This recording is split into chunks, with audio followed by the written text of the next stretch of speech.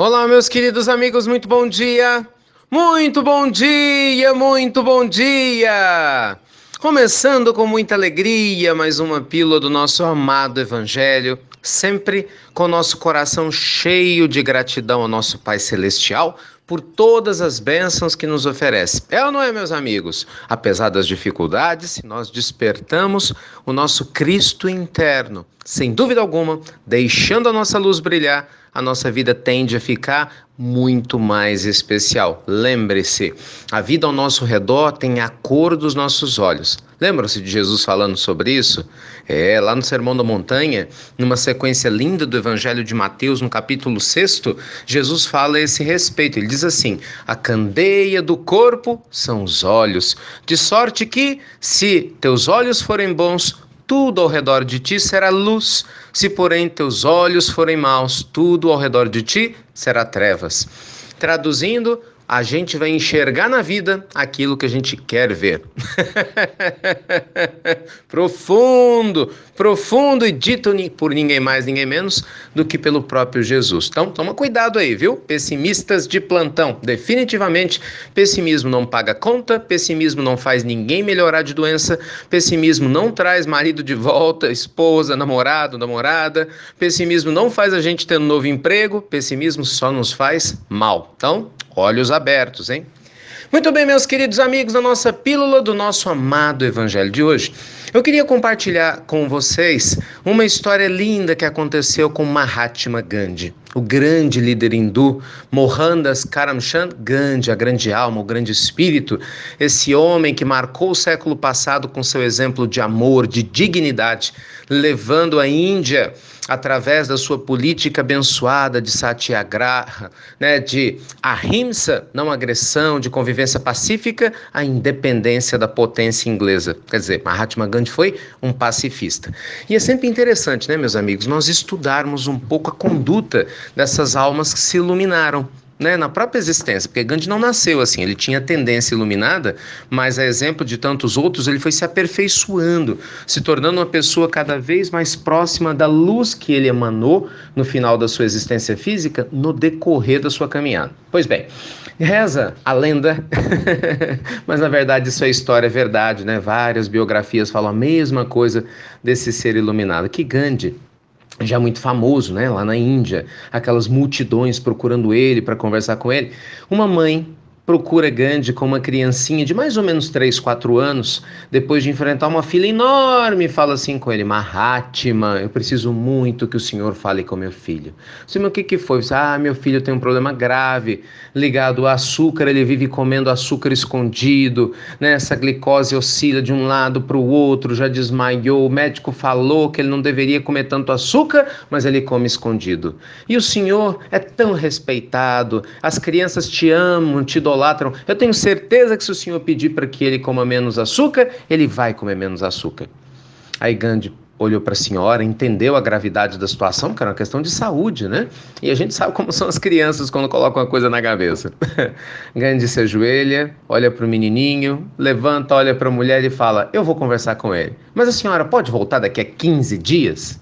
Mas ela não entendeu. Mas 15 dias, Mahatma? Isso, minha filha. Volta daqui 15 dias, eu prometo que converso com ele. Gente, ela saiu sem entender. Poxa, imagina, horas na fila para Gandhi falar aquilo. Mas ok, era uma Mahatma, Então, vamos confiar. Passaram-se os 15 dias. A história conta que a mulher volta com seu filho e Mahatma Gandhi a recebe com o carinho de sempre. Olha para ela, lembra da conversa, se ajoelha e fala com o menininho: meu filho, olha, você quer ver sua mamãe triste? Não, não quero. Você ama seus pais? Amo. Você quer ser feliz nesse mundo? Quero. Você sabe que o açúcar te faz mal em excesso? Sei. Você promete então que vai diminuir a quantidade de açúcar? Porque é possível, você viver feliz sem ter tanto açúcar. Ele: tá certo, Mahatma, eu prometo. E reza a lenda que desse dia em diante essa criança com certeza comeu bem menos açúcar, teve bem menos problemas de saúde, Mas aí o grande ponto era essa senhora, curiosa, assim: Mahatma, mas muito obrigado, claro, mas por que esperar 15 dias para o senhor falar uma coisa que ele podia ter falado há 15 dias atrás? Aí Gandhi, gente, olha para ela com toda ternura, com todo carinho e diz assim: minha filha, é porque há 15 dias atrás eu também comia muito açúcar. Ah, meus amigos, olha que profundidade. Há 15 dias atrás eu também comia muito açúcar. Gandhi queria ser poderoso do ponto de vista moral. Ele sabia que as palavras ditas, de maneira vã não têm poder sobre ninguém, apenas quando baseadas firmemente numa conduta verdadeira, num exemplo verdadeiro. A energia não mente, não é assim? Então essa é a mensagem do nosso amado evangelho de hoje. A gente vive falando um monte de coisa para as pessoas, né? Eu, se fosse você, faria isso da sua vida. Eu, se fosse você, não faria aquilo outro, não é assim? Pois é, mas você não é a outra pessoa. Você é você.